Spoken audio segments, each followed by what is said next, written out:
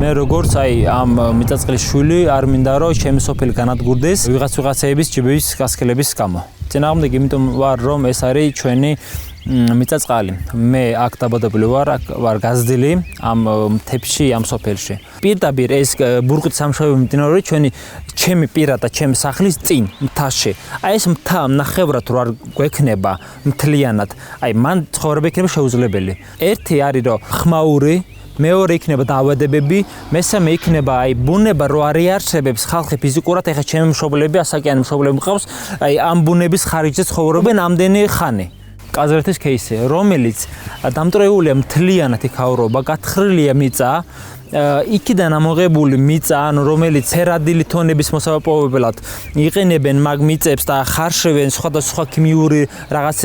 დანამატებით, ის მთლიანად, ანუ რაც იხარშება თვითონ როგორც ორთქლი ამოდის ჰაერზე და მერე ჩამოდის აი როგორც კვლევებში წერია 22 კილომეტრის რადიუსში ვრცელდება და ეს შესაბამისად ჩამოდის ჩემთან აი სახში რომელიც დედაჩემს ატათესილი აქვს რა კიდრე პომიდე რაღაცა ჩვენთვის საჭმელად მომიწამლობს ეს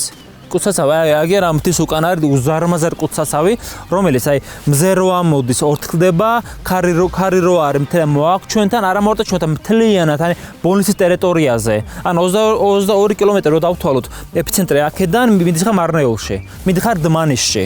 ხვდებით ანუ აქ ცხოვრება შეუძლებელი იქნება ეს ამ ხელაზე რო გაფართოვდება მთლიან ეს კარიერული მოპოვება ღია წესის მოპოვება რო გაგრძელდება მთლიანად აი ეს ხეობა მთლიანად ხეები სოფლები რა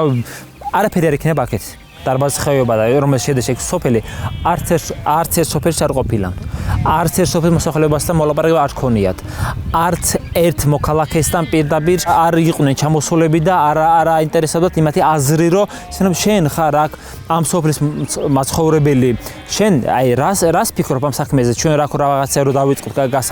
ან გასათხრელად ან გასაბურღად ან გასაკეთებლად აი თანახმა ხარ არაფერი არავინ ეს ბრძოლა გაგრძელდება ბოლომდე სანამ ეს ხეობა გაიმარჯვებს ამ ბუნების დაცვას